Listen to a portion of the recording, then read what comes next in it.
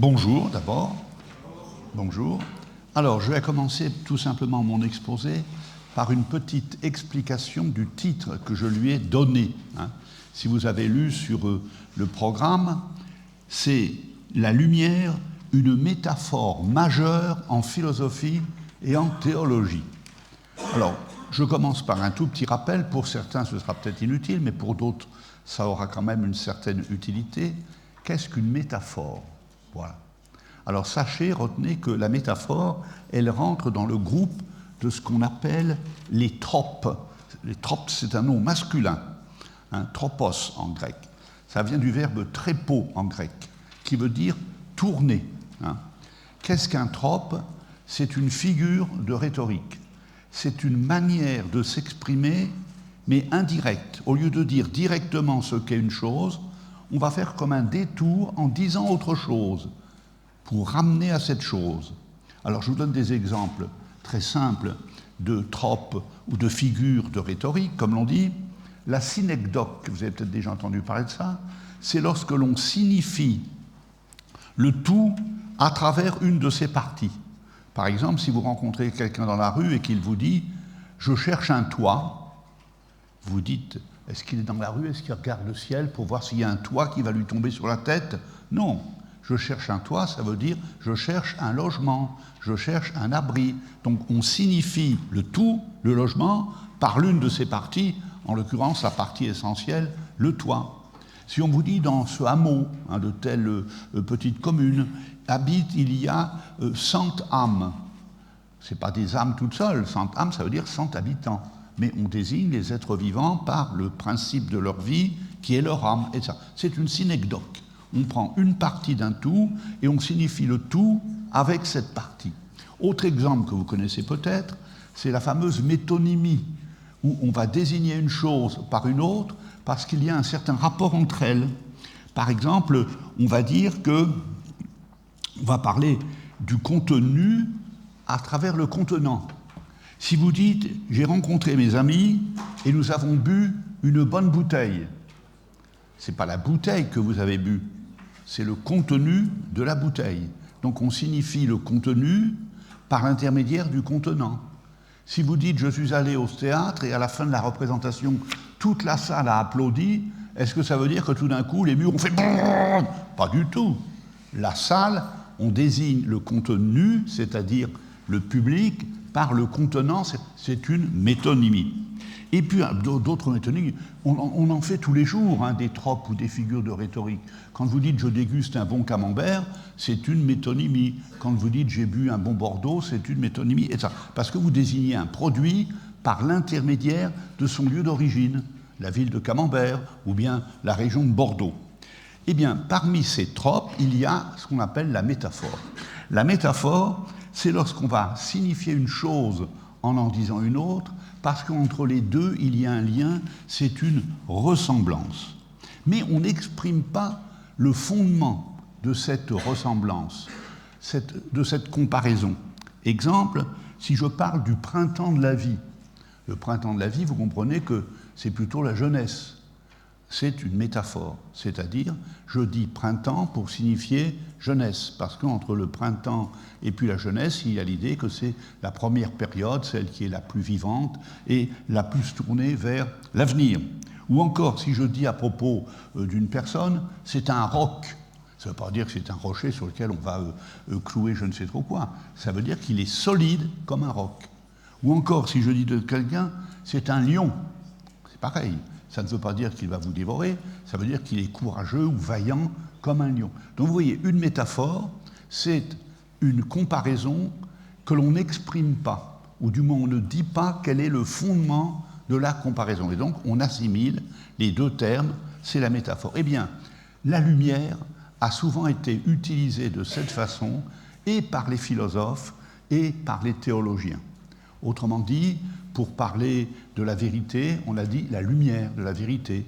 Pour parler en religion de Dieu, on a dit Dieu est lumière, etc.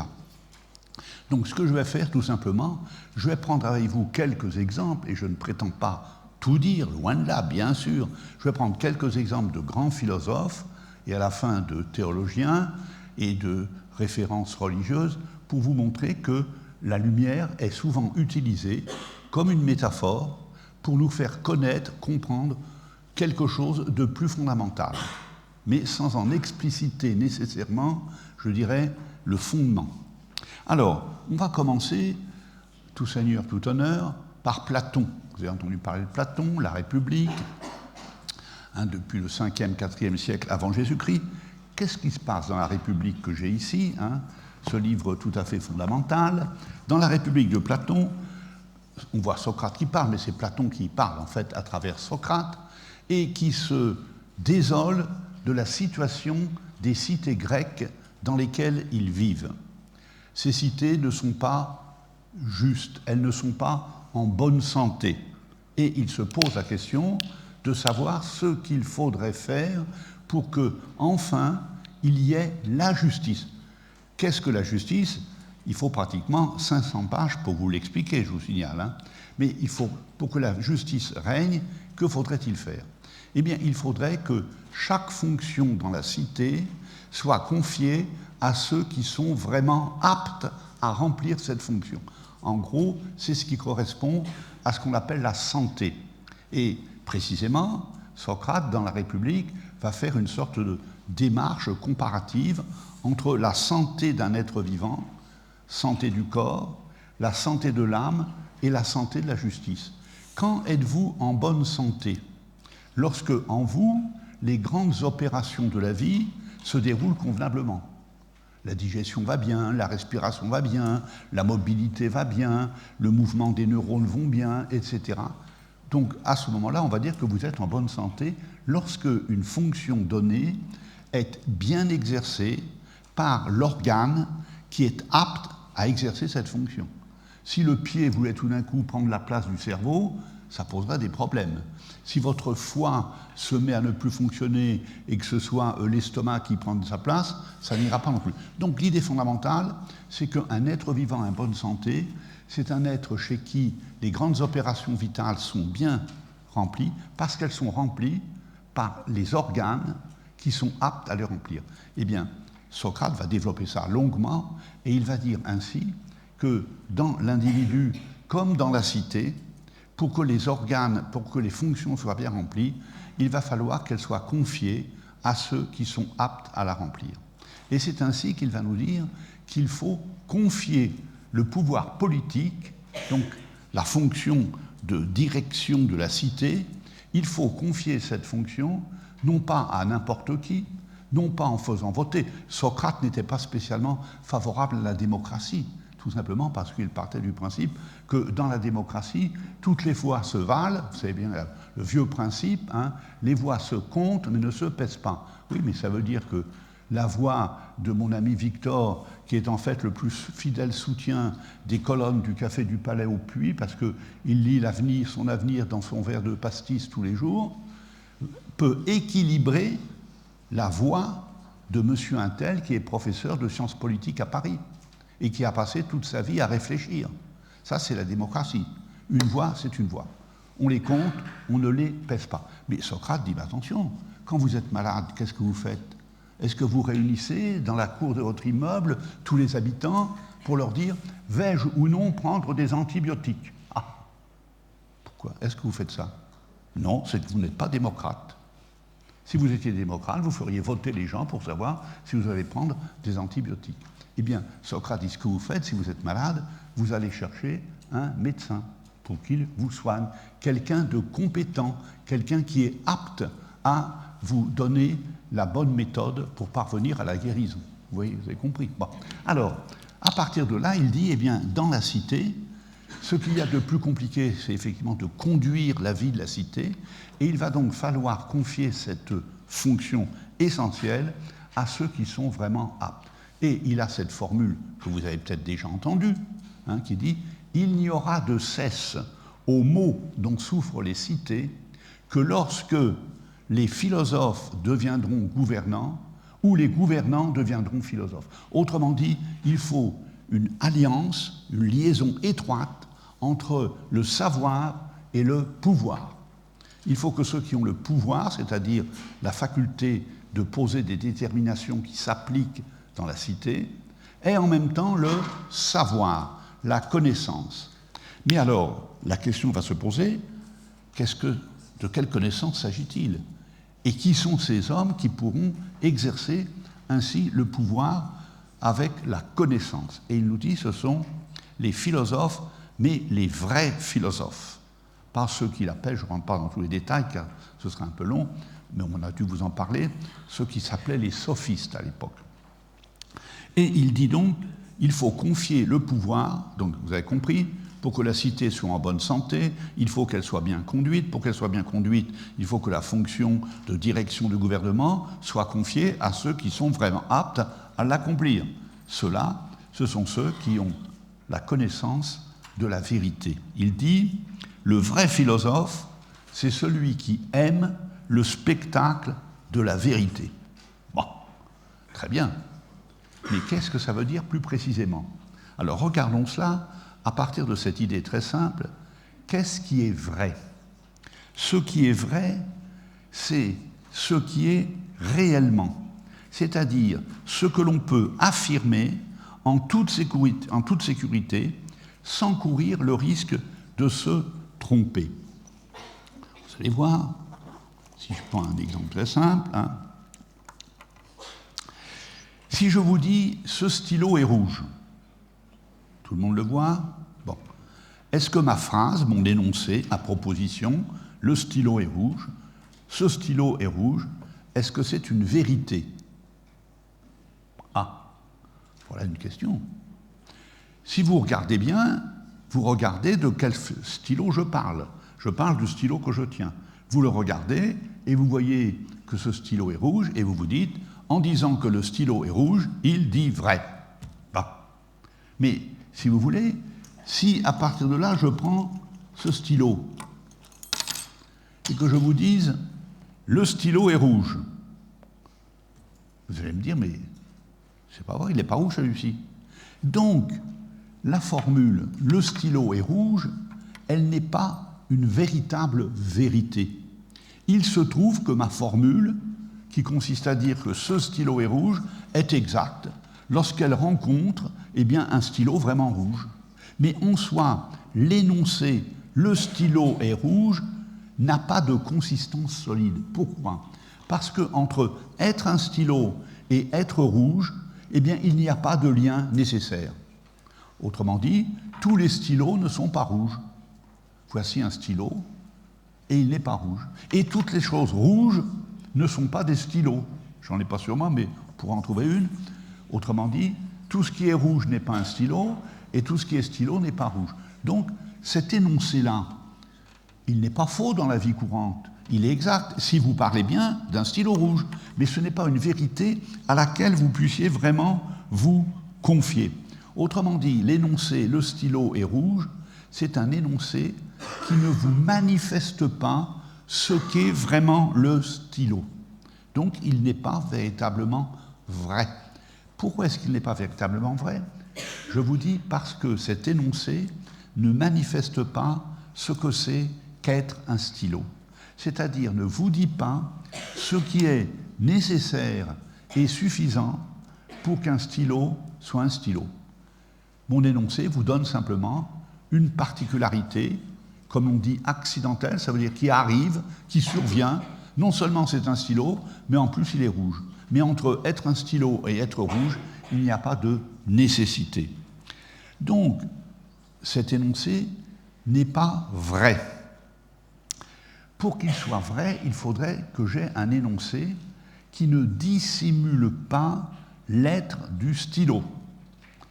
Et ici, on arrive à cette idée, deuxième idée si vous voulez, que la vérité, vous allez voir, c'est la propriété précisément de ce qui n'est pas voilé, de ce qui est mis en pleine lumière, et donc de ce qui se donne à connaître.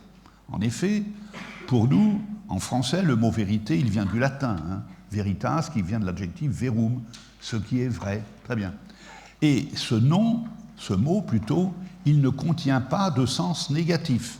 La vérité, il n'y a pas de négation comme dans l'impossibilité où il y a la négation in qui dit que ce n'est pas possible.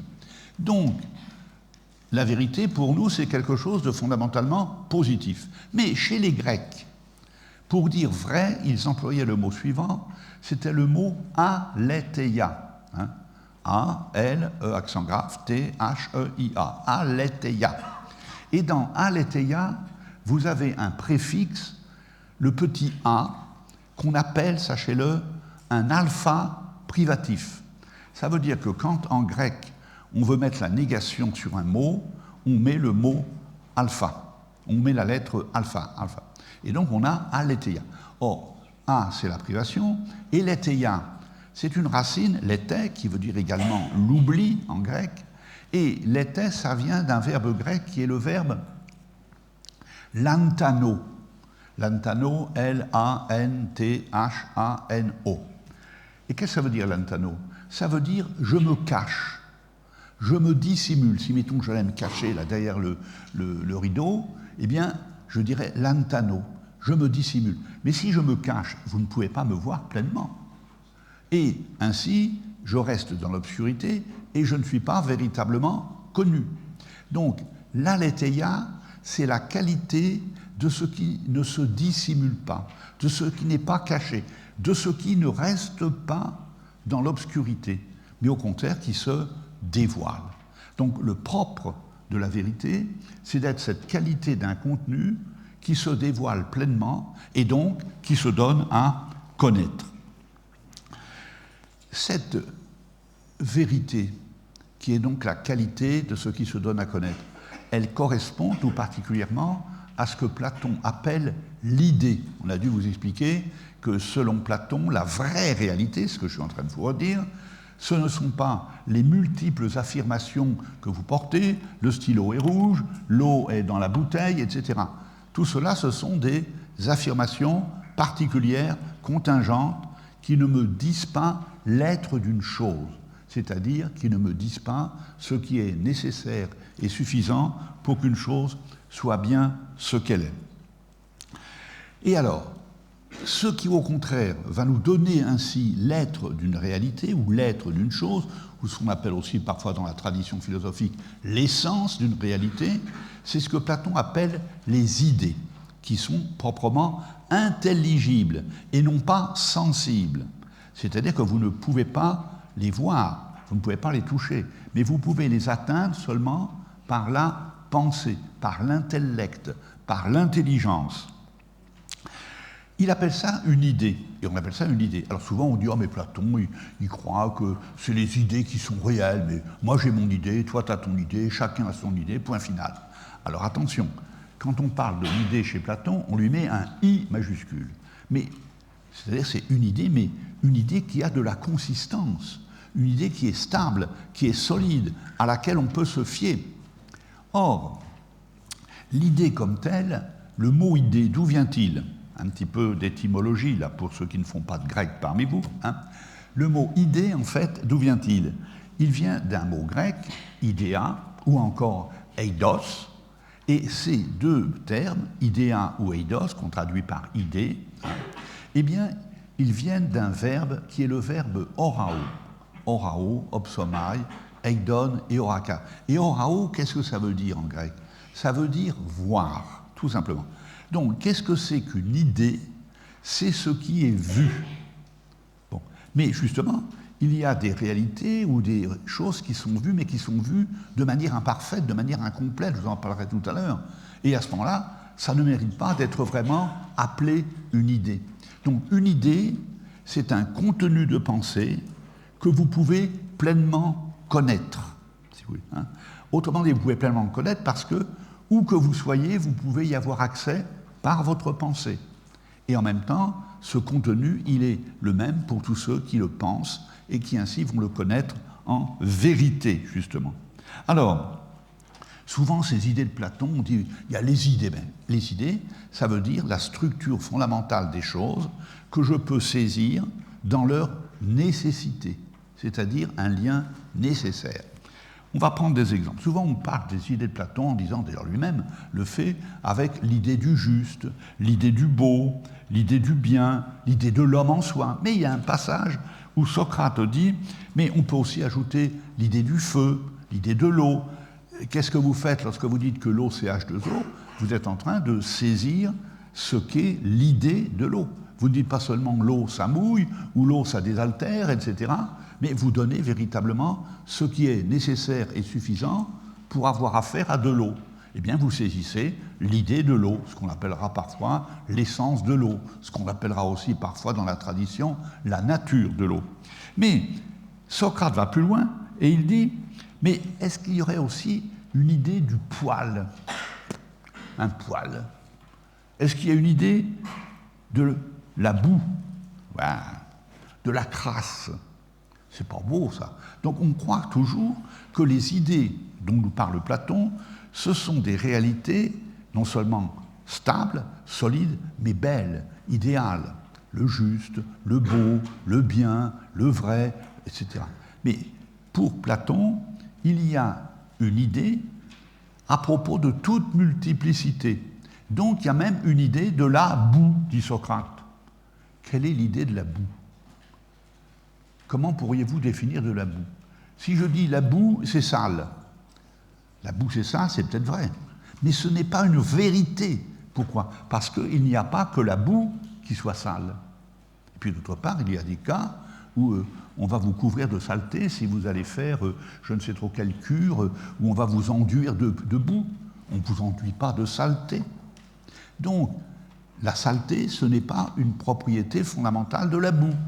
Bien que souvent la boue soit sale et qu'on se salisse en marchant dans la boue, je suis d'accord. Alors, Socrate va dire, tout ça c'est dans un dialogue de Platon, il va dire, mais la boue, qu'est-ce que c'est? C'est pas compliqué. Il ne faut pas dire simplement, la boue c'est noir, non. Parce que vous avez de la boue qui n'est pas noire, vous avez de la boue qui est plutôt ocre, vous pouvez même avoir de la boue qui soit plutôt verte, etc. Donc, la boue, en définitive, qu'est-ce que c'est? C'est de la terre pétrie, dit-il, ou mêlée avec de l'eau. Toutes les fois que vous avez de la terre et de l'eau et que vous les mêlez ensemble, vous avez de la boue. Eh bien, vous voyez, la boue, ainsi pensée, c'est l'idée de la boue, c'est-à-dire l'énoncé très simple de ce qui est nécessaire et suffisant, retenez bien ces formules, nécessaire et suffisant, hein, pour que vous ayez affaire de la boue. Donc, toutes les fois que vous avez de la boue, vous avez de la terre mêlée à de l'eau, et toutes les fois que vous avez de la terre mêlée à de l'eau, vous avez de la boue. Voilà. Donc, si vous voulez, vous voyez que toutes les fois que vous avez donc une unité ainsi, qui dépasse, qui est au-dessus d'une multiplicité de réalités, parce que la boue, elle peut être ici, elle peut être là, elle peut être plus noire, ou elle peut être plus ocre, etc., vous avez une affaire à une idée. Donc, si vous voulez ici, on voit que la lumière de la vérité, c'est ce qui va nous permettre de connaître bien l'idée de chaque chose, ce qui est vraiment réel. C'est ça qui est le plus important fondamentalement. Donc, si vous voulez, le vrai philosophe, celui à qui on doit confier la conduite de la politique, de l'action dans la cité, c'est celui qui ne va pas se contenter des points de vue multiples, variés, divers de tout un chacun, qui peuvent être changeants d'un homme à l'autre, mais également chez le même homme. Un jour il pense ceci, un mois il pense autrement. Il faut arriver à une connaissance qui soit solide, et cette connaissance, elle n'est solide que si elle porte sur un contenu qui n'est pas un contenu sensible, ceci est rouge, ceci est humide, etc., mais qui est un contenu, comme l'on dit, intelligible, c'est-à-dire dont la nécessité ne peut être saisie que par l'intelligence. C'est donc de l'ordre de la pensée, hein, et ainsi vous pouvez atteindre une réalité qui est solide. Donc le monde des idées, si vous voulez, chez Platon, hein, c'est l'ensemble de tous ces rapports nécessaires entre les déterminations des différents objets. Pour prendre une comparaison relativement simple, pour comprendre l'opposition qu'établit Platon entre le sensible, toutes les déterminations sensibles, et puis l'intelligible, prenons l'exemple. Supposons que chez vous, devant votre maison, pour vous protéger du soleil, vous ayez une sorte de tonnelle. Hein, donc vous avez des poteaux, et puis vous avez ensuite des grandes poutres métalliques, et puis entre les poutres métalliques, vous avez un treillis métallique, une sorte une sorte de grillage, et puis sur ce grillage, qu'est-ce qu'il y a? Eh bien, il y a de la végétation qui court et qui est ainsi maintenue à une certaine hauteur. La végétation comme telle, elle est là, mais elle est changeante. Autrement dit, les feuilles qui sont là en ce moment, ce ne sont pas les mêmes qui étaient là au printemps dernier, il y a 1 an. Entre le temps, elles ont changé. Elles peuvent être de couleurs différentes, etc. Mais ce qui maintient toutes ces feuilles, tout ce feuillage à une certaine hauteur pour vous faire de l'ombre, c'est le treillis métallique. Le treillis métallique, vous ne le voyez pas directement, lui, puisqu'il est recouvert par la végétation. Eh bien, ce treillis, c'est-à-dire ce réseau serré de déterminations qui s'enchaînent les unes les autres, c'est le monde intelligible de Platon. C'est le monde de la vérité. C'est le monde qui est éclairé par la lumière de la vérité. Donc, les vrais philosophes sont ceux qui ne vont pas se contenter d'enregistrer les affirmations multiples et changeantes des uns et des autres. Ce sont ceux qui vont laisser de côté les déterminations sensibles, accidentelles. Il se trouve que là, j'ai telle détermination qui est avec telle détermination, mais entre les deux, il n'y a pas de lien nécessaire. Entre la couleur rouge et la réalité de mon stylo, il n'y a pas de lien nécessaire. Un stylo peut être rouge, mais il peut ne pas être rouge. Et une réalité rouge, le feu rouge au coin de la rue, eh bien, ce n'est pas un stylo, bien pourtant qu'il soit rouge. Autrement dit, là, nous sommes dans la multiplicité changeante des déterminations, je dirais, particulières et contingentes. Alors, rappelez-vous, en logique, hein, on distingue l'universel. Mettons ici, tenez, on va voir. Ici, est-ce que dans cette salle, il y a de l'universel? Ah. Oui. L'universel, c'est une détermination qui a la propriété de se maintenir identique à elle-même dans de multiples objets. Voilà. Autrement dit, quand je passe de vous à vous, ce n'est plus la même personne. Et pourtant, j'ai toujours affaire à une élève du lycée de Monistrol. Eh bien, être une élève du lycée de Monistrol, c'est un universel. Parce que c'est une détermination, dans ce cadre bien sûr, hein, c'est une détermination qui demeure la même alors que je change de sujet à propos duquel j'affirme cette détermination. Par contre, ce qui est particulier, c'est ce qui n'appartient qu'à une partie du tout. Hein. Par exemple, je pense que parmi vous, il y a des élèves qui sont de telle ou telle série hein, pour le baccalauréat, et là, on a une détermination particulière. Donc, du point de vue de vos séries de baccalauréat, vous êtes des particuliers, vous êtes à part les uns des autres. Et en passant de l'un à l'autre, on change de détermination. Mais si au contraire, je prends l'universel, la détermination qui demeure stable pour tout le monde, à ce moment-là, eh bien, j'ai par exemple la définition être élève du lycée de Monistrol. Vous avez compris à peu près? Donc, ce qui est important, eh bien, c'est de ne pas s'en tenir à la multiplicité des déterminations particulières et changeantes, mais d'accéder à ce qui est toujours vrai, présent dans tous les êtres auxquels j'applique le même nom. Alors, comment va-t-on passer de cette multiplicité diverse, changeante et tout à fait multiple, eh bien, à la connaissance des idées? Cela vous est raconté avec précision par Socrate dans la République de Platon, au début du livre 7, il faut aller le lire, hein, le début du livre 7.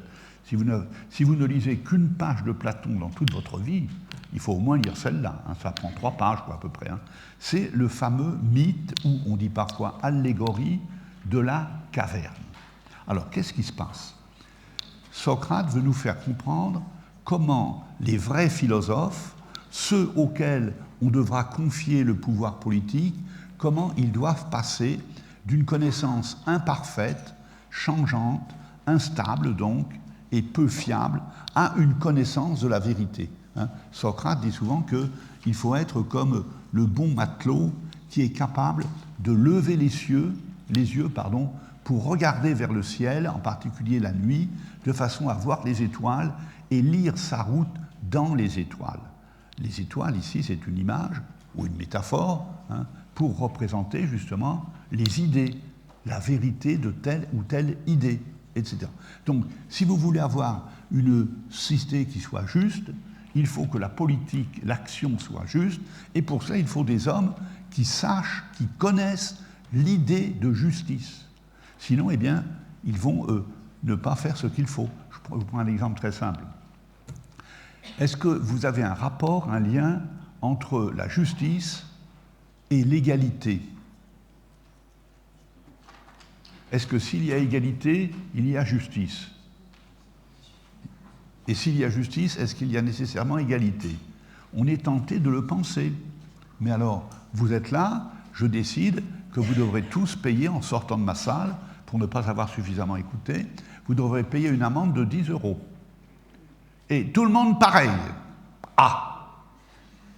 C'est égal quand même, hein? Je ne vais pas faire de discrimination entre les uns et les autres. Tout le monde pareil. C'est égal, il y a de l'égalité. 1 égale 1 égale 1. Est-ce que c'est juste? Peut-être pas. Autrement dit, il va falloir distinguer entre une égalité simple, 1 égale 1 égale 1, et puis une égalité de rapport ou proportion. A sur B est égal à C sur D. Et à ce moment-là, on va établir une égalité de rapport entre des grandeurs ou des termes qui au départ sont différents.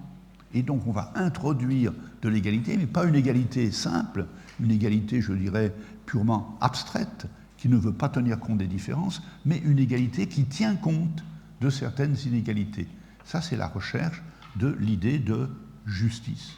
Être juste, ce n'est pas donner à tout le monde la même chose, c'est donner à chacun ce qui lui revient, à chacun selon son travail, ou à chacun selon ses besoins, enfin, etc. Ça, c'est toutes les recherches que l'on peut faire en philosophie politique, si vous voulez. Mais, revenons à notre caverne. Socrate dit, voici des individus qui sont dans une caverne, ils sont au fond de la caverne, ils sont assis, et ils sont prisonniers. On les a attachés, et leur regard regarde fixement vers le mur du fond de la caverne. Qu'est-ce qu'ils voient? Dans la caverne, il y a l'obscurité. Mais, juste à la sortie de la caverne, il y a un grand feu qui brûle. Très bien. Et entre ce grand feu qui brûle, et qui donc produit de la lumière, hein, il y a une sorte de muret, le long duquel passent des personnes qui tiennent en l'air des sortes de marionnettes, hein, comme les marionnettistes nous disent, c'est-à-dire des objets fabriqués, hein, et qui passent. Et comme il y a le feu qui produit la lumière, eh bien, les objets apparaissent sur le mur de la caverne sous la forme d'ombres. Donc, les prisonniers qui sont enchaînés ne peuvent pas tourner la tête, ils voient le fond de la caverne et ils voient des ombres, mais ils ne voient pas les objets eux-mêmes, ils ne les voient pas complètement. Or, ces objets, ce sont les objets réels, alors que les ombres, elles sont d'une certaine façon irréelles. Quel est le rapport entre un objet réel et une ombre de cet objet? Cela touche à la question de la connaissance. Si vous avez vu quelqu'un en pleine lumière, vous voyez l'importance de la lumière, qui est l'ouverture, qui est la non-dissimulation, qui est la non-obscurité. Si vous avez vu quelqu'un en pleine lumière, vous savez comment il est fait, vous savez quelle est la couleur de ses yeux, vous savez quelle est la couleur de ses cheveux, vous connaissez donc ses principales déterminations. On est bien d'accord. Mais si vous dites « je n'ai jamais vu cette personne », là vous êtes non pas dans la connaissance pleine et entière de ce qu'est cette personne, mais vous êtes dans l'ignorance. Vous n'en avez jamais entendu parler, vous ne l'avez jamais vu, etc. Donc on a l'opposition entre le savoir, en pleine lumière, on saisit bien les déterminations de l'objet, et puis l'ignorance, l'objet n'est pas du tout présent, vous n'en avez jamais entendu parler. Si on vous pose une question, qu'est-ce que tel objet? Le simple fait qu'on vous en ait parlé, vous n'êtes plus déjà totalement dans l'ignorance, puisque l'objet vous est d'une certaine façon présent comme étant quelque chose qui a un nom. Je vais prendre un exemple simple. Si je vous dis, est-ce que vous savez ce qu'est un apax? Eh bien, est-ce que quelqu'un sait ce qu'est un apax? Non? Eh bien, vous êtes dans l'ignorance. Attendez, jusqu'à il y a 10 secondes, vous étiez dans l'ignorance totale de ce qu'est un apax. C'est-à-dire que vous n'en aviez jamais entendu parler, ce n'était jamais venu à votre esprit. Mais maintenant que je vous en parle, en posant la question, vous vous dites, ah bon, il doit y avoir un quelque chose qui porte ce nom. Donc, vous n'êtes déjà plus dans une totale ignorance, puisque ça vient à votre pensée qu'il peut y avoir chose qui porte ce nom. Alors, je vais vous dire ce qu'est un apax, et vous saurez quelle est l'idée de l'apax. L'apax, c'est un mot qui fait partie, par exemple un mot grec, qui fait partie, qu'on trouve dans les œuvres grecques de l'Antiquité, mais que l'on ne trouve qu'une fois. Apax, en grec, c'est un adverbe qui veut dire une seule fois. Et le problème qui se pose pour ceux qui étudient les langues anciennes, c'est que lorsqu'ils tombent sur un mot qui est un apax, ils sont bien embarrassés pour définir le sens de ce mot. Quand un même mot apparaît dans différents contextes, qu'est-ce qu'on fait? On fait des comparaisons, on se dit tiens là c'est ça, et en affinant, on arrive à préciser le sens du mot. Mais quand le mot n'apparaît qu'une fois, vous avez compris? C'est un apax, voilà. Ça interpelle et ça interroge, et ça met dans la difficulté les spécialistes. Eh bien maintenant, vous savez ce qu'est un apax. Autrement dit, si vous voulez, tant que vous n'en aviez pas entendu parler, eh bien, vous étiez dans l'ignorance totale. Maintenant, vous en avez entendu parler, vous savez que ça a un nom, et je vous ai dit ce que c'était, je vous ai dévoilé l'idée de l'apax, d'accord? Alors, le point qui vient maintenant, c'est quel est le rapport entre un objet donné, donc une personne, et puis l'ombre de la personne. Si vous dites, cette personne, je ne l'ai jamais vue, je n'en ai jamais entendu parler, vous êtes dans l'ignorance totale.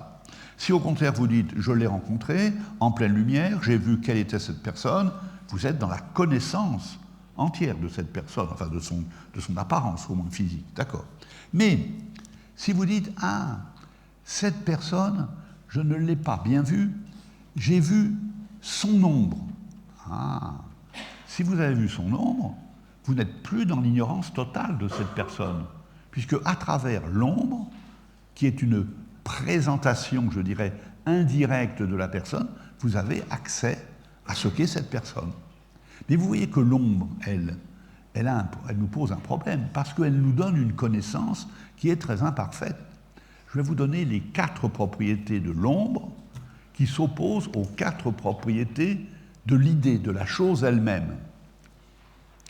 Si vous avez une ombre par rapport à un objet donné, cette ombre comme telle, si vous voulez, elle se caractérise premièrement par le fait qu'elle est multiple. Ah, elle est multiple pourquoi? Parce que pour un même objet, vous pouvez avoir plusieurs ombres. La preuve, lorsque, je ne sais pas, ça vous est déjà arrivé sans doute, même au même moment, on va dire, ah mais comment peut-il y avoir plusieurs ombres au même moment? Oui, au même moment, si vous regardez un match de football et que vous voyez les joueurs qui courent sur le terrain, est-ce que vous avez remarqué que pour chaque joueur, il y a combien d'ombres?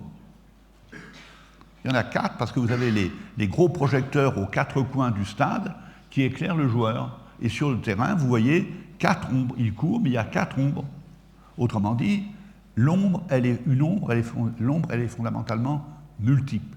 Il peut y en avoir plusieurs, il peut y en avoir une infinité. On peut faire une infinité d'ombres ou de dessins, d'images représentant un objet. Ça, c'est la multiplicité. En plus, l'ombre, elle est changeante.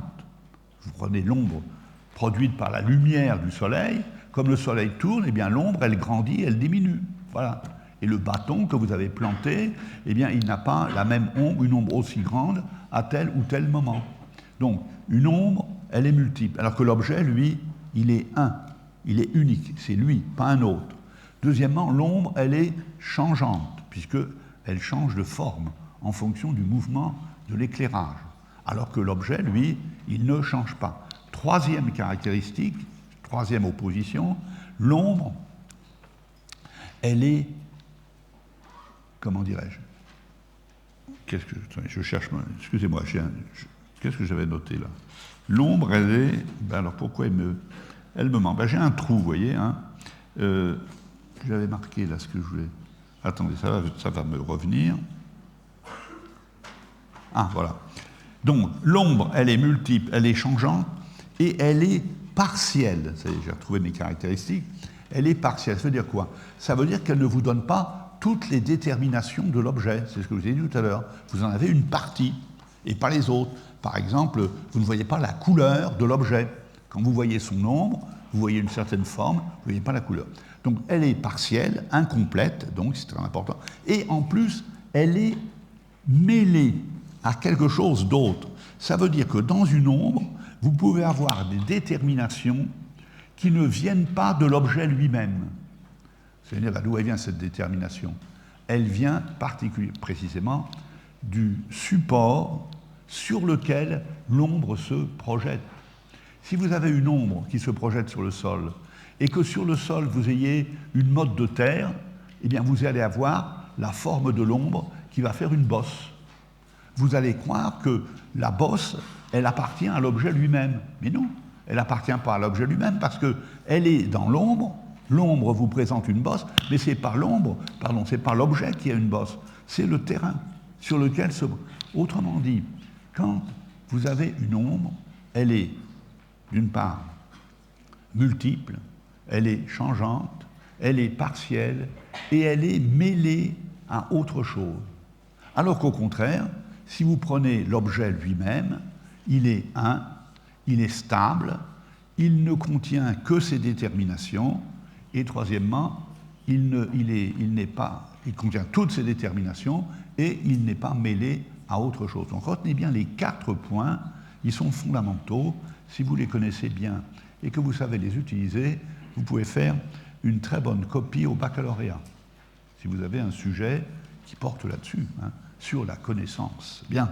Alors, je reviens donc.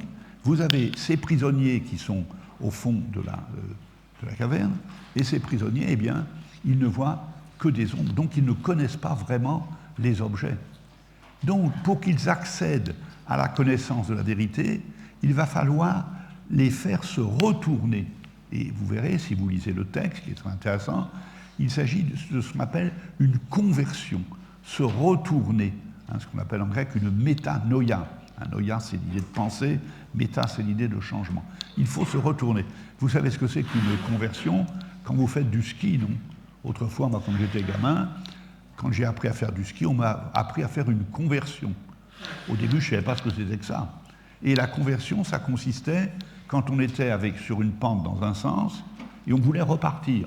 Il fallait se retourner complètement à 180 degrés.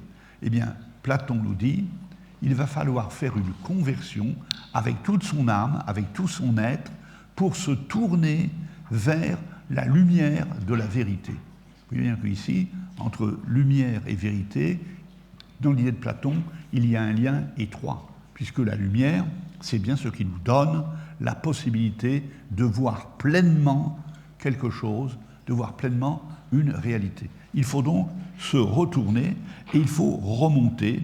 Et alors, dans la démarche que Platon nous précise, les individus, les prisonniers vont ainsi être délivrés. Alors au début, les prisonniers, ils sont complètement éblouis. Ils ont l'impression d'être perdus complètement parce qu'ils n'ont pas l'habitude. Quand vous passez d'un endroit obscur et à la lumière, et surtout si vous passez hors de la caverne à la lumière du soleil, vous êtes éblouis. Donc vous avez l'impression d'une perte. Mais justement, cette perte est en même temps un gain, puisque finalement, vous allez vous habituer à voir les objets en pleine lumière. Ça vous explique pourquoi, quand vous faites de la philosophie, eh bien, très souvent, au début, du moins autant que je me souvienne, pendant 40 ans, j'ai préparé des élèves au baccalauréat, eh bien, au début, les élèves sont un peu paumés, parce qu'ils ne voient pas bien ce qu'on veut leur faire voir. Eh bien, vous êtes au départ comme ces prisonniers qui étaient habitués à voir des ombres, c'est-à-dire des déterminations simples, changeantes, multiples, etc., mais en un sens non vrai, et on veut vous faire vous retourner pour voir dans la lumière de la vérité la réalité qui est stable, qui est solide et à laquelle vous pouvez vous fier, parce que vous avez affaire à une claire saisie des déterminations nécessaires et suffisantes de l'objet. Donc, Socrate nous explique comment les prisonniers vont sortir, et quand ils vont sortir, ils vont voir toute la réalité extérieure avec la lumière du soleil, et il compare cette lumière du soleil à l'idée du bien. Il nous dit au sommet de toutes les idées, il y a celle du bien, auquel nous nous référons pour affirmer qu'une chose est bien ce qu'elle est. Pour cela, il faut que nous saisissions les déterminations complète et nécessaire de l'objet. Donc, l'idée du bien, pour Platon, le bien en soi, c'est ce qui va projeter la lumière, qui va permettre de bien connaître. Autrement dit, vous ne connaissez bien quelque chose que lorsque vous en avez saisi les déterminations nécessaires et suffisantes. Et à partir de ce moment-là, vous ne courez plus le risque de porter une multiplicité de jugements plus ou moins contradictoires, plus ou moins divergents. Non, vous serez dans la stabilité de la connaissance du vrai, grâce à la lumière de la vérité qui vient du bien qui vous éclaire. Autrement dit, quand vous cherchez à connaître, vous allez rechercher systématiquement les déterminations complètes, nécessaires, suffisantes de l'objet. Comme je vous disais tout à l'heure, pour la justice, par exemple, il ne suffit pas de dire « la justice, c'est l'égalité ». Mais quelle égalité? Il y a différents types d'égalité. Quel est le lien? Comment faut-il les relier, les articuler, etc. Ainsi, si vous voulez, vous voyez qu'il faut passer à la lumière de la vérité, et donc on compare en philosophie la vérité à la lumière qui nous permet de bien connaître, non pas du point de vue physique, mais du point de vue intellectuel de la pensée.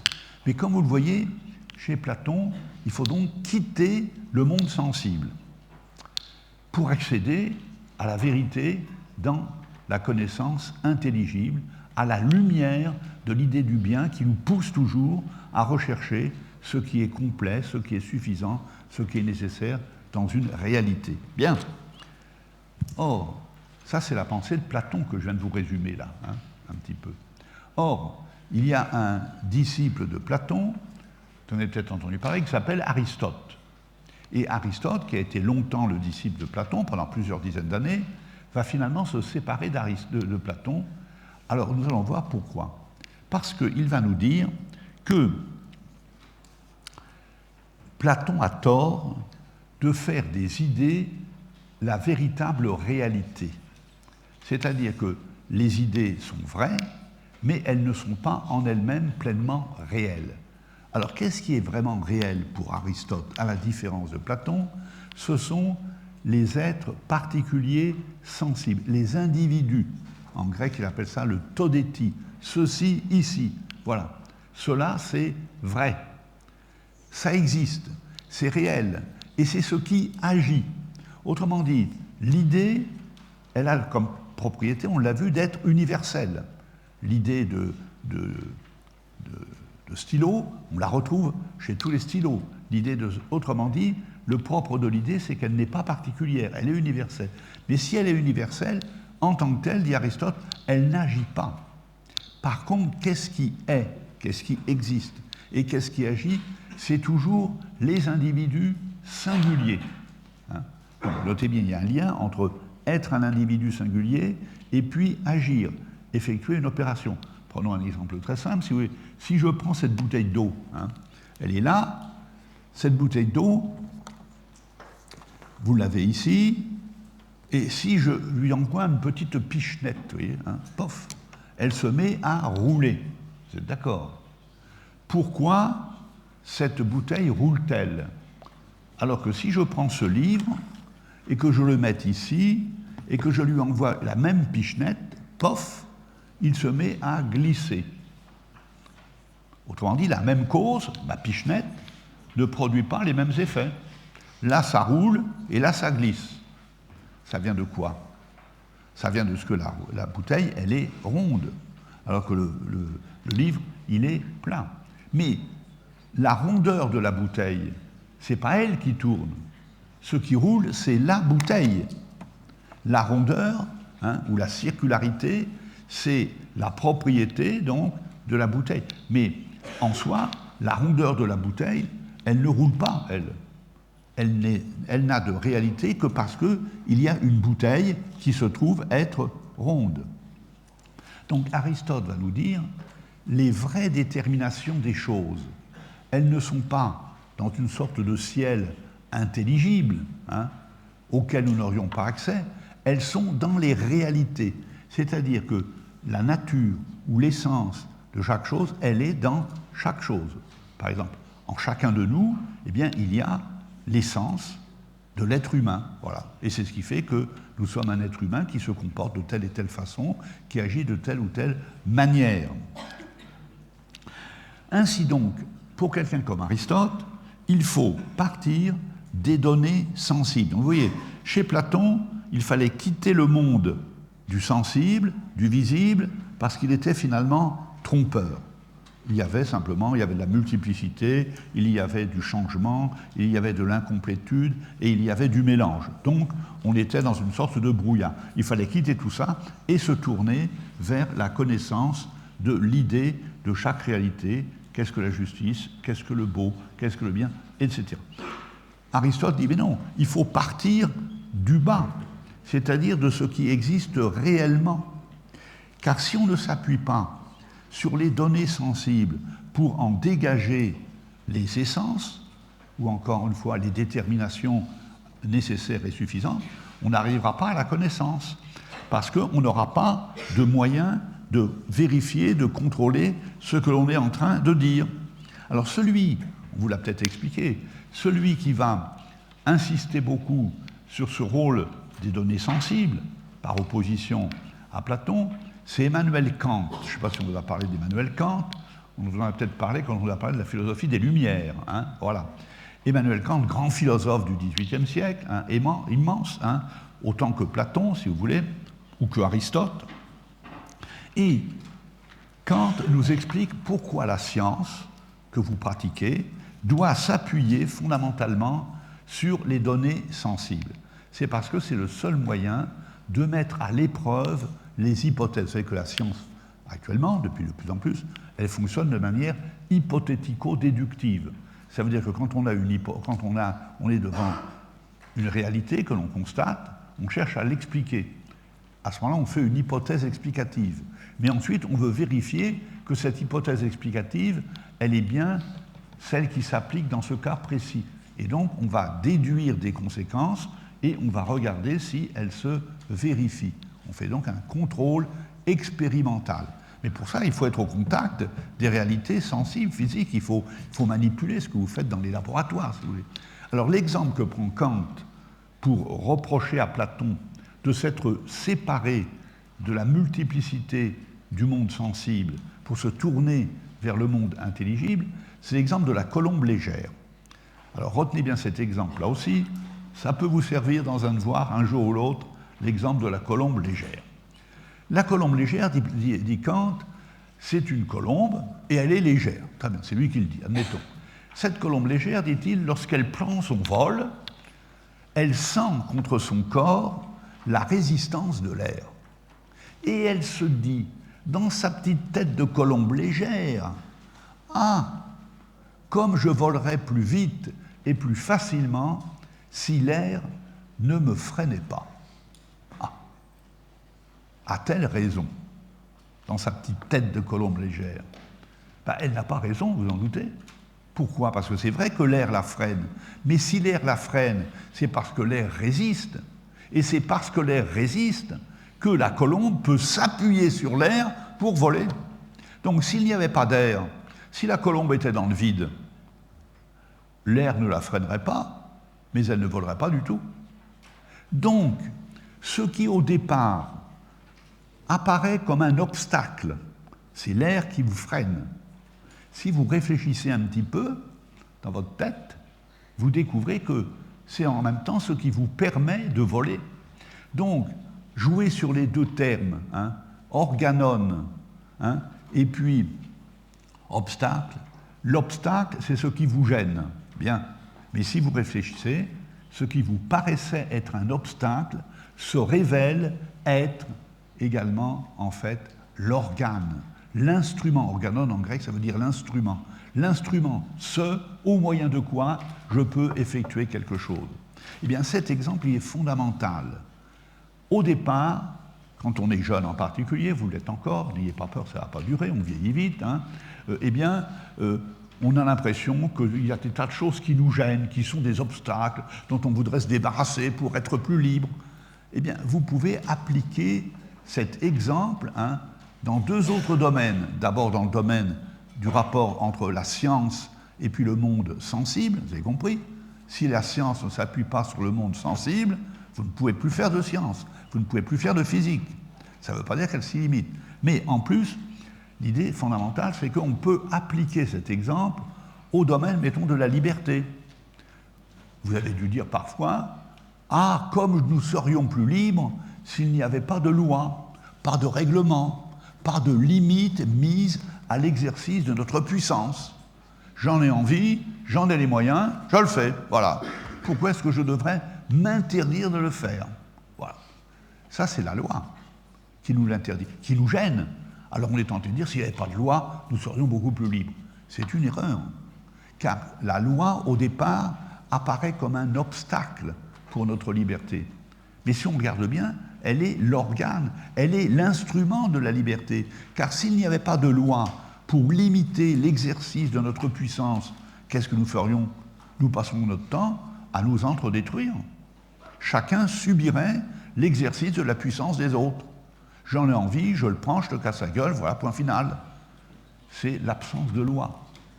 Autrement dit, la loi, qui paraît être un obstacle à la liberté, est en fait le véritable organe, instrument de la liberté.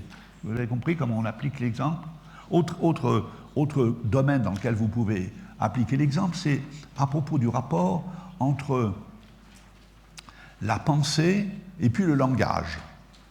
Souvent, il est de bon ton de dire « Ah, comme nous communiquerions mieux si nous n'avions pas besoin d'utiliser le vocabulaire, de faire des phrases en respectant la grammaire, etc. Ce serait mieux, je communiquerais uniquement par un regard, par un toucher, par une caresse. Ah, comme on se comprendrait mieux. » Et on pense que le vocabulaire est un obstacle, que les phrases sont des obstacles à la communication. Mais si vous regardez bien, s'il n'y avait pas du tout de langage, s'il n'y avait pas de vocabulaire, s'il n'y avait pas de règles de grammaire pour construire des phrases qui soient cohérentes et qui tiennent debout, nous ne communiquerions pas mieux, nous ne communiquerions pas du tout humainement parlant. Nous serions réduits à quelque chose d'extrêmement rudimentaire ou élémentaire. Vous avez compris? Ça, c'est l'exemple de la colombe légère. Donc retenez bien, ce qui apparaît d'abord comme un obstacle se révèle être le véritable organe, ce au moyen de quoi? Et quand on fait de la poésie, par exemple, on peut très bien utiliser le langage pour exprimer quelque chose de très singulier et donc s'exprimer tout à fait librement. Alors, je termine sur Aristote et mon petit détour par Kant. L'idée fondamentale d'Aristote, c'est que pour dégager les règles fondamentales qui sont dans la nature, eh bien, il faut qu'intervienne la lumière, ce qu'il appelle, je reviens à ma lumière, la lumière de ce qu'il appelle l'intellect agent. Qu'est-ce que c'est que l'intellect? C'est notre capacité à penser, à connaître l'universel et le nécessaire, donc à établir des lois, des rapports constants entre les déterminations des phénomènes. Retenez bien cette définition très simple. Qu'est-ce qu'une loi de la nature? C'est un rapport constant entre les déterminations des phénomènes. Mais pour dégager ces rapports constants, ils n'apparaissent pas comme ça, immédiatement, en plein. Il va falloir faire un travail intellectuel, c'est le travail de ce qu'il appelle l'intellect agent. Agent qui veut dire qui agit. Et chez Aristote, vous avez un intellect qu'il appelle l'intellect possible, c'est notre intelligence en tant qu'elle peut recevoir des connaissances. Tout n'est pas inscrit en nous, mais nous pouvons accueillir toutes les connaissances. Donc, il y a une ouverture universelle de notre esprit. Ça, c'est l'intellect possible. Mais ces connaissances que nous pouvons acquérir, il faut les dégager du monde sensible. Et pour cela, il faut une lumière, une sorte de phare qui va éclairer et qui va rendre connaissables les déterminations qui sont dans les objets. Comme si vous aviez un mur qui soit dans l'obscurité, et sur ce mur, il y a des peintures. Tant que vous n'avez pas une lampe pour éclairer les peintures, elles sont visibles, mais toujours invisibles. Elles peuvent être vues si vous avez la lumière pour éclairer le mur et donc faire advenir les peintures et les couleurs à la vision que vous allez en prendre. C'est ça l'idée de base. Donc l'intellect agent, c'est cette capacité que nous avons à dégager de la multiplicité des données sensibles les rapports nécessaires et suffisants pour que tel phénomène se produise ou que tel autre ne se produise pas. Donc, vous voyez ici, avec, quelle heure est-il ça ?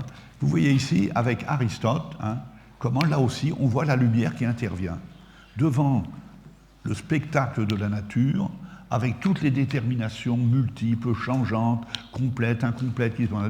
Il faut une lumière, c'est la lumière de notre intellect agent qui est capable d'abstraire, c'est-à-dire de faire sortir de ce tout mêlé et obscur les grandes lignes, les grandes liaisons entre les déterminations des phénomènes. Et c'est ce que vous faites quand vous faites de la physique, par exemple. Je prends un exemple, moi, je ne suis pas un physicien, vous êtes des professeurs de physique. Quand vous étudiez la chute des corps, jusqu'à Galilée pour la chute des corps, eh bien, on n'avait pas été capable de déterminer précisément la loi de la chute des corps. H égale 1/2 de gt2. Un mouvement uniformément accéléré.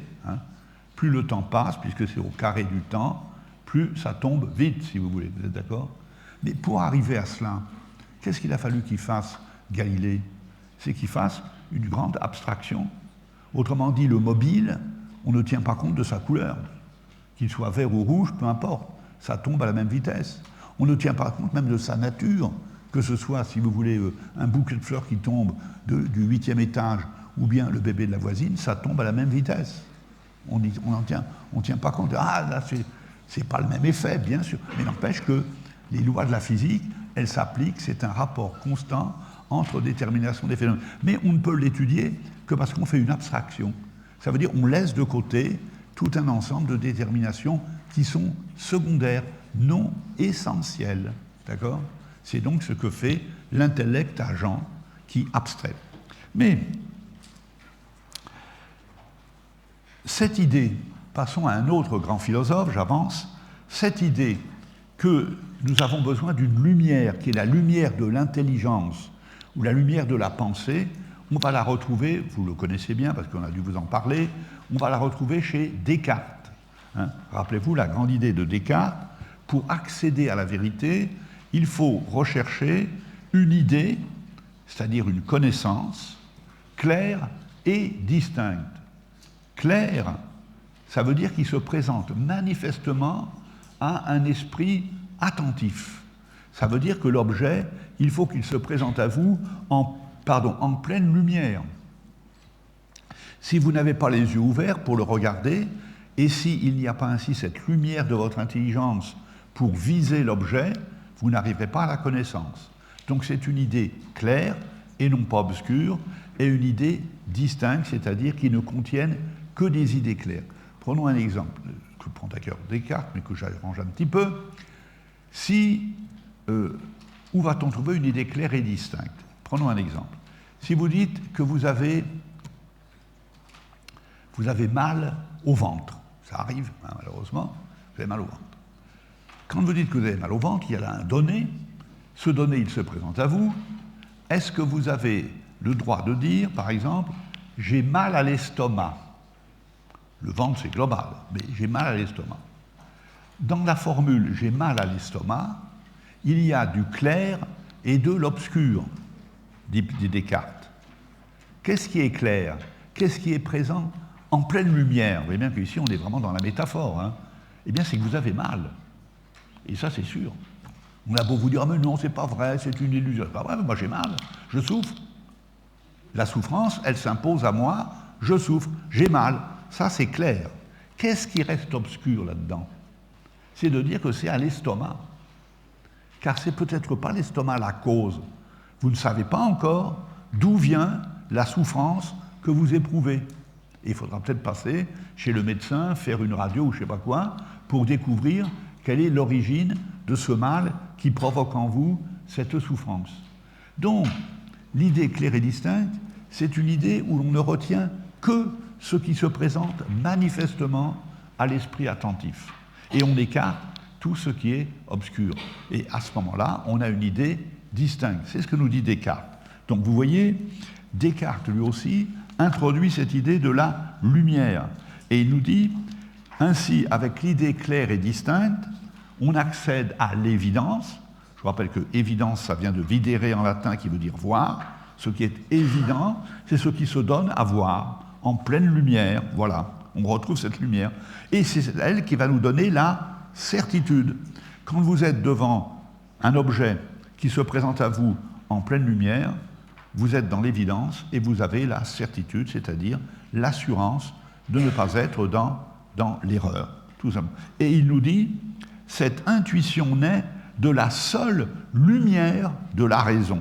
Donc, eh bien, on retrouve cette idée, la raison en nous, c'est le pouvoir d'éclairer les objets, c'est-à-dire de découvrir en eux ce qui est véritablement essentiel, sans tomber dans l'erreur. Et il ajoute, ainsi, chacun peut voir par intuition qu'il existe, qu'il pense, que le triangle est délimité par 3 lignes seulement, et la sphère par une seule surface, et autre chose semblable. C'est à l'aide, dit-il, des seules lumières de la raison et du bon sens que je peux maintenant affirmer sans crainte de me tromper que je suis un être pensant. Donc au cœur du fameux cogito, je pense, je suis, il y a donc cette lumière qui fait que, en même temps, vous saisissez que vous êtes en train de penser et que cet acte de pensée, il existe. Donc je suis certain que je suis en tant que je pense, parce que cette pensée, elle contient en elle-même la lumière qui fait saisir sa réalité et son existence. Donc vous voyez, chez Aristote d'un côté, chez Descartes de l'autre, on retrouve encore cette idée que la raison ou l'intellect, il fonctionne comme une lumière qui éclaire un objet pour en dégager les déterminations essentielles. Vous allez retrouver cette idée chez un autre auteur, un grand auteur du XXe siècle, cette fois-ci, qui est contesté sur beaucoup de points, mais ici on peut retenir cette idée, c'est Martin Heidegger. Donc à propos de notre conscience, Martin Heidegger, ça s'écrit H-E-I-D-E-2-G-E-R, Heidegger, Martin Heidegger. Et Martin Heidegger, qui a fait beaucoup parler de lui et qui a beaucoup écrit, je retiens de lui simplement un aspect qui m'a paru intéressant pour mon sujet sur la métaphore de la lumière. Vous allez voir pourquoi. Il nous explique que, justement, ce qui caractérise l'être humain en tant que sujet conscient, c'est que l'être humain est capable de saisir la présence des choses. Autrement dit, lorsque vous êtes devant une réalité, vous ne vous contentez pas de la considérer comme étant utile, comme étant à consommer, etc., mais vous allez prendre conscience qu'elle existe. Voilà. Bon. Autrement dit, si vous vous promenez dans les bois, tout d'un coup, vous voyez un objet, mettons une belle fleur, vous la regardez, vous la trouvez belle, elle est là, et vous la laissez exister. Vous saisissez sa présence. Or, si vous voulez ici, il nous dit, si ainsi l'homme est celui qui peut saisir la présence des choses, c'est parce qu'il n'est pas lui-même une chose. Il appelle l'homme, en tant qu'il est conscient, le Dasein. C'est un mot allemand. Il y a une première traduction qui est assez simple, qui est de dire c'est l'être là. Voilà, donc l'homme, ce serait celui qui dit je suis là. Oui. Mais personnellement, je préfère un petit peu le traduire différemment et retenir dans Dasein, il y a Sein qui veut dire être, et Da, ça veut dire là. Et retenir l'expression suivante, être le là de l'être. Ça veut dire quoi? Ça veut dire que là où il y a un homme, il y a l'être. L'être, qu'est-ce que c'est? Attention. L'être, pour Heidegger, c'est la présence de ce qui est présent. Quand vous êtes devant un arbre, mettons dans la forêt, vous voyez un arbre. Cet arbre, il a toutes sortes de propriétés. Il a un tronc, il a des branches, il a des feuilles, il a des racines, il a une hauteur, il a une couleur, etc. Très bien, il a plein de choses. Tout cela, ce sont des déterminations de ce qui est, c'est-à-dire l'étant. Étant, c'est le participe présent du verbe être. Toute chose qui est un étant, dit-il. Donc, cet objet est un étant. Mais cet objet, en plus, il a une présence, puisque quand je le regarde, je le saisis dans sa présence. Je saisis qu'il est là. Je ne saisis pas seulement qu'il est grand, qu'il est ceci, qu'il est vert, qu'il n'est pas vert, qu'il a des feuilles ou des épines, etc. Mais je le saisis comme présent, se présentant à moi, devant moi. Ainsi, si vous voulez, il va dire, pour que cet arbre m'apparaisse dans sa présence, eh bien, il faut que moi, qui le vois et qui saisis cette présence, qui saisis cette existence, je ne sois pas une chose déterminée, compacte, opaque, car à ce moment-là, eh bien, je ne saisirai pas la présence. Pour un être vivant autre que l'homme, les choses sont ce qu'elles sont, là où elles sont, mais elles ne jouissent pas de la présence.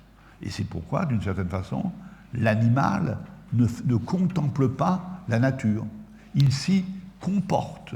L'animal, il a un comportement dans un milieu. Il réagit à des stimuli. Il cherche telle ou telle satisfaction. Mais il n'a pas de contemplation. Il est très rare de voir un chien, moi j'ai jamais vu mon chat par exemple, contempler le coucher de soleil. Il est capable de regarder des tas de choses. Il est capable de courir après la souris ou bien de venir manger, mais il ne contemple pas un coucher de soleil. Quand vous contemplez un coucher de soleil, c'est parce que vous le saisissez dans sa présence. Autrement dit, ne vous dites pas simplement, tiens, c'est la Terre qui tourne et c'est le Soleil qui est là, mais il y a quelque chose de plus. Ce quelque chose de plus, ce n'est pas une chose. Et si ce quelque chose de plus qui est la présence de cette chose est là, c'est parce que vous n'êtes pas une chose. Prenons l'exemple que prend Heidegger ici, lorsqu'il nous dit, il va prendre l'exemple d'une forêt, la forêt noire par exemple, d'où il est originaire, Heidegger. Quand vous avez une forêt très dense, où les arbres sont très serrés les uns contre les autres, elle est noire. Ça veut dire tout simplement que la densité est telle qu'il n'y a pas de passage possible pour la lumière du soleil. Autrement dit, tous ces arbres restent dans l'obscurité, serrés contre les autres, compacts. Mais si vous avez une clairière, qu'est-ce que c'est qu'une clairière dans une forêt? C'est une éclaircie, c'est-à-dire un endroit où il n'y a pas d'arbre. C'est-à-dire c'est du non-arbre, c'est de la négation d'arbre. Si vous avez une clairière, à ce moment-là, la lumière du soleil peut passer et vient éclairer les troncs des arbres. Et ainsi, les arbres accèdent à la visibilité, ils accèdent à la présence. Eh bien, Heidegger nous dirait, et c'est pour ça que j'ai pris cet exemple chez lui, nous qui sommes Dasein, le là de l'être, le lieu où la présence des choses advient, se manifeste, nous sommes des clairières dans l'être. Autrement dit, parmi tous les étangs, toutes ces réalités physiques qui interagissent les unes sur les autres, il y a un lieu où justement cette interaction n'a pas lieu, c'est notre conscience. Et c'est en quoi nous pouvons saisir la présence des choses, parce que en nous, il y a cette lumière de l'être, lumière de la présence de ce qui est présent. Ça va à peu près, ça? C'est peut-être un peu compliqué, mais ruminez un petit peu, méditez-le, vous verrez. C'est intéressant. Je suis une non-chose. Si j'étais une chose comme les autres, eh bien, je réagirais, j'interagirais, mais je ne saisirais pas la présence de ce qui est, ni la présence de ma propre existence. Ça va? Alors, passons maintenant à un autre aspect, un peu tout à fait différent, mais où on voit que la lumière a été prise encore comme métaphore. Si vous avez compris, hein, je parcours certaines œuvres philosophiques où je découvre que la lumière est prise comme métaphore. Au Moyen-Âge, les grands théologiens et philosophes du Moyen-Âge, comme par exemple Thomas d'Aquin, mais ce sera repris ensuite avec Descartes à sa façon, ils vont parler de ce qu'ils appellent la création du monde. Voilà. Le monde a-t-il toujours existé? N'a-t-il pas toujours existé? A-t-il été créé? Est-il créé? Et sur ce point, que se passe-t-il? ils vont dire, oui, on peut, c'est ce que pensent ces auteurs du Moyen-Âge, ce que penseront d'autres philosophes, on peut dire qu'effectivement, le monde a eu un premier commencement. Comment est-ce qu'on l'appelle actuellement? Même s'il y a beaucoup de discussions sur ce premier commencement des choses dans le monde sensible, c'est le Big Bang. Voilà. Ça a commencé. Et il faut peut-être bien qu'il y ait eu une cause. Voilà. Et donc, on disait, cette cause première qui a lancé l'opération, on l'appelle Dieu. Voilà. Mais, disait-il, et c'est ce qui m'intéresse ici, attention, cette action divine qui fait exister le monde, elle n'est pas passée. Si il y a un Dieu créateur, il n'a pas seulement créé le monde au départ, en faisant une sorte de lancement de l'univers, mais il faut nécessairement qu'il le crée en ce moment, à chaque instant. C'est ce qu'on appelle, en vocabulaire un peu technique, la création continuée. Il faut que ça continue. Pourquoi? Parce que si à l'instant présent, en ce moment, là où je vous parle, où vous m'écoutez, la toute-puissance de Dieu ne nous soutenait pas hors du néant, nous nous écroulerions dans le néant. C'est ce qu'on appelle la création continuée. Pour faire comprendre cette affirmation, qui paraît un peu compliquée, que faisaient les auteurs au Moyen-Âge? Ils utilisaient l'exemple de la lumière, avec la grande différence, notez-la bien, entre la chaleur et la lumière. Vous faites du feu. Le propre du feu, c'est qu'il produit de la chaleur et que l'espace qui est autour, l'air qui est dans l'espace, va être réchauffé. Très bien. Mais le feu, il produit aussi de la lumière. Notez bien. Et ce n'est pas exactement la même chose. À notre point de vue, peut-être que les physiciens vous expliqueraient qu'il y a des liens étroits que l'on peut établir ou non, ça, c'est le domaine de la physique. Mais eux, que disaient-ils à l'époque? Ils disaient, le feu, quand il brûle, il chauffe. Et le feu, quand il brûle, eh bien, il éclaire. Il diffuse de la lumière. Mais où est la grande différence? C'est qu'il y a de l'inertie thermique.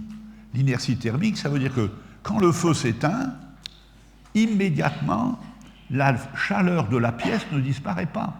La chaleur que le feu a produite, elle va demeurer un certain temps. Et puis petit à petit, il va y avoir le refroidissement, bien sûr.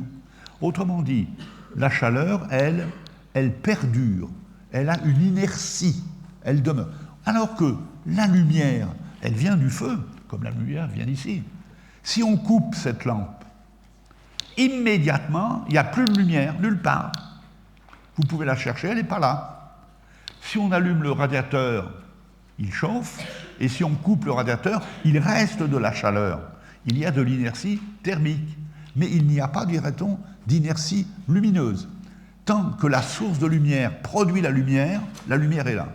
Et dès que la source de lumière est interrompue, il n'y a plus de lumière du tout. Il ne reste pas un petit peu de lumière, non. C'est le noir. Et ils disent, eh bien, c'est la même chose avec la puissance créatrice de Dieu. La puissance créatrice de Dieu, elle est comme source de lumière. Autrement dit, tant qu'elle agit, eh bien, on existe.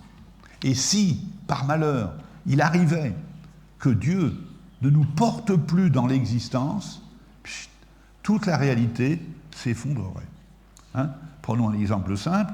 Si je prends ma bouteille ici, vous voyez, cette bouteille, elle est sur la table. Mais elle peut aussi être à 50 cm au-dessus de la table. Vous êtes d'accord? Qu'est-ce qui fait que cette bouteille est à 50 cm au-dessus de la table?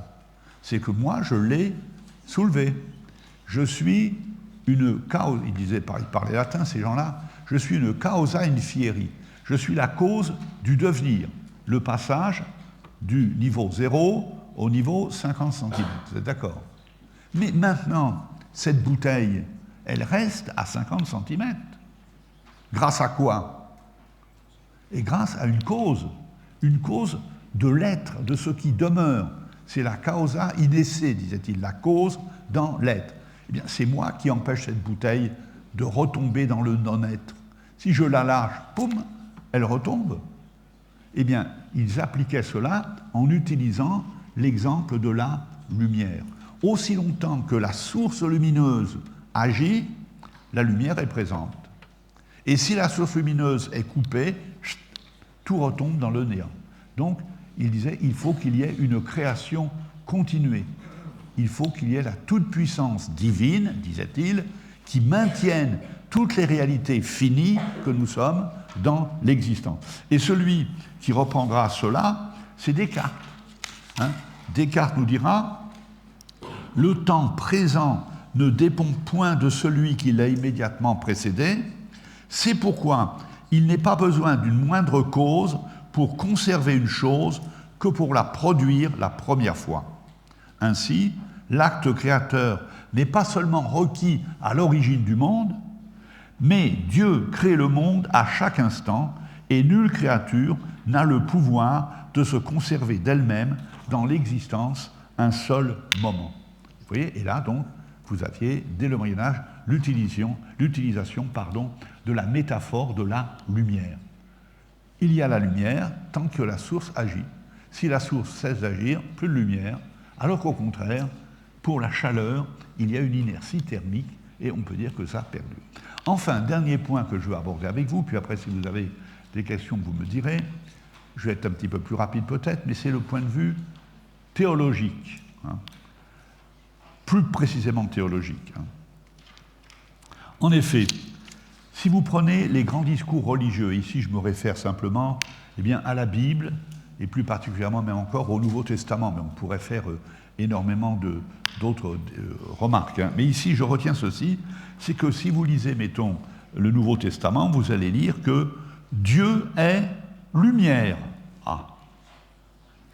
Et le Christ lui-même, Jésus va déclarer ouvertement « Je suis la lumière du monde ». Autrement dit, il est la lumière du monde. Mais le problème qui va se poser, si vous voulez, c'est que, qu'est-ce que veut dire cette formule? Parce que si Dieu est lumière, oui, mais j'ai beau ouvrir les yeux, je ne le vois pas. Et j'ai beau tourner mon intelligence vers lui ou y réfléchir, je ne le vois pas non plus. Je peux peut-être le connaître d'une certaine façon, à travers ce qu'on appelle la théologie rationnelle, mais ce n'est pas une évidence. Il y a peut-être des personnes, on va en dire un mot tout à l'heure très très vite, c'est les mystiques, qui disent qu'ils ont une expérience directe de la présence de Dieu. Mais moi, personnellement, je ne l'ai pas. Et pourtant, on me dit que Dieu est lumière. Bon. Ou encore le Christ qui dit « Je suis la lumière ». Alors, que faut-il, là, pour bien comprendre ceci? C'est que, à propos, quand on dit « Dieu est lumière » ou que le Christ dit « Je suis la lumière du monde », il faut distinguer la fonction de la lumière et son mode opératoire. C'est-à-dire, si vous voulez, que la lumière, c'est ce qui nous permet de voir et de voir notre chemin. Si nous devons gravir un chemin escarpé avec un précipice à côté de nous, il vaut mieux ne pas le faire dans la nuit, parce qu'on court le risque de mettre le pied dans le vide et de se casser la figure. Donc, il nous faut une lumière. Si nous avons une lumière, nous voyons où il faut mettre le pied, avec nos moyens à nous. Mais imaginons que nous soyons aveugles. À partir de ce moment-là, nous pouvons gravir le même chemin à condition d'être menés par la main par quelqu'un à qui nous faisons confiance. Autrement dit, lorsque le Christ dit « Je suis la lumière du monde », il ne veut pas dire « Vous me voyez bien et vous voyez que je suis la lumière du monde », parce qu'on ne le voit pas qu'il est la lumière du monde. Les Juifs qui ont vécu au temps de Jésus, ou même les apôtres qui ont vu Jésus à l'époque d'après les évangiles, on se rapporte au texte, ils n'ont pas vu la divinité de Jésus. Non, ils ont vu un homme comme vous et moi, qui était là avec eux, qui mangeait avec eux, qui parlait avec eux, qui marchait avec eux, etc. Autrement dit, si Jésus dit « Je suis la lumière du monde », ça veut dire quoi?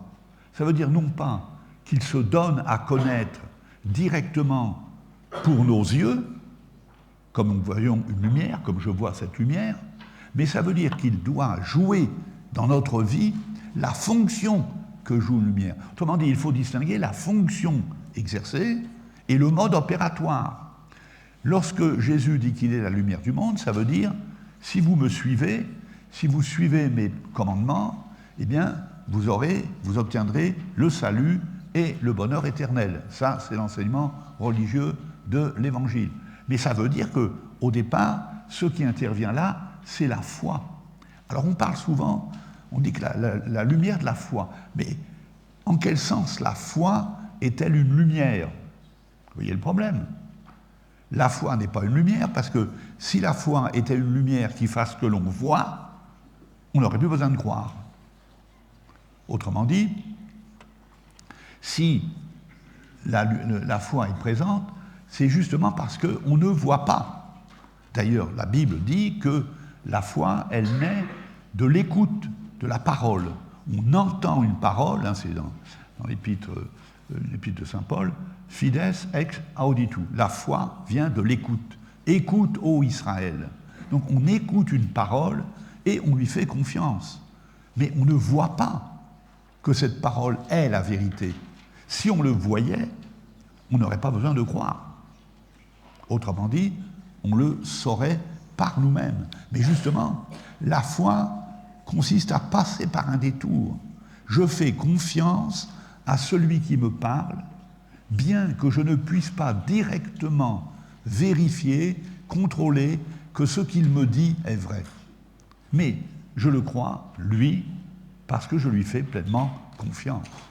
Ça, autrement dit, la foi en elle-même, elle joue le rôle d'une lumière, puisqu'elle permet à celui qui est croyant, faisant confiance à celui qui lui parle, de ne pas être perdu et donc de connaître le salut. Mais ça ne fonctionne pas du tout de la même manière. Vous avez compris? Enfin, on va terminer par là. Eh bien, j'aurais pu voir un petit peu de développement supplémentaire, mais il ne reste que 10 minutes, donc je ne veux pas les perdre. On va faire des questions. Hein. Le point supplémentaire que j'avais prévu, mais ce serait trop long, c'était ce qui concernait non plus seulement la théologie, mais la mystique, avec Saint Jean de la Croix et les grands mystiques espagnols. Donc on en est là. J'ai simplement voulu vous montrer que la métaphore de la lumière, elle se retrouve souvent en philosophie. Mais à chaque fois, pour ne pas tomber dans des contresens, il faut bien l'analyser en se disant qu'est-ce qui joue dans la lumière pour nous éclairer à ce moment-là. Voilà, je vous remercie de votre attention.